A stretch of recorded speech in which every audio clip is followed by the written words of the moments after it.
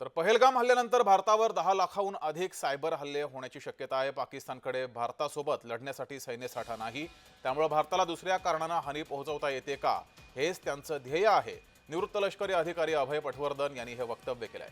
पाकिस्तानकडे भारतासोबत लढण्यासाठी सैन्यसाठा नाही, त्यामुळे ते कुरापती करू शकतात। पाकिस्तान सतत सायबर हल्ले करू शकतं असं वक्तव्य हे अभय पटवर्धन यांनी केलंय। अभय पटवर्धन हे निवृत्त लष्करी अधिकारी आहेत आणि त्यांनी ही भीती व्यक्त केली आहे।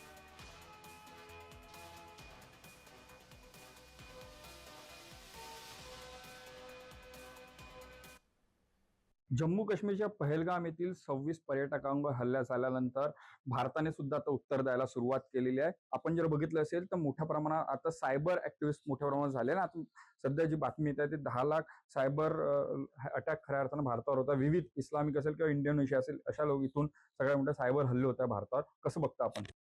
सायबर हल्ले हे होणारच आहेत, कारण पाकिस्तानकडे आपल्याशी लढण्याकरता पुरेसं सैन्य नाही आहे।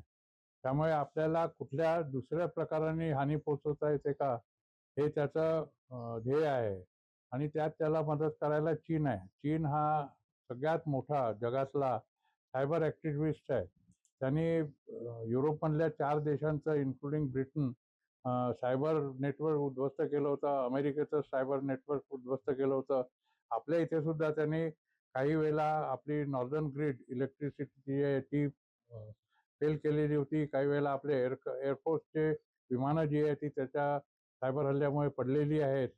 तर हे हल्ले होणार आहेत, पण आपल्या भारतामध्ये सुद्धा आपण याच्या विरुद्ध पूर्ण तयारी केलेली आहे। काही हल्ले झाले आहेत, पण त्याच्यातले सक्सेसफुल किती झाले हे अजून कोणालाच माहीत नाही आहे।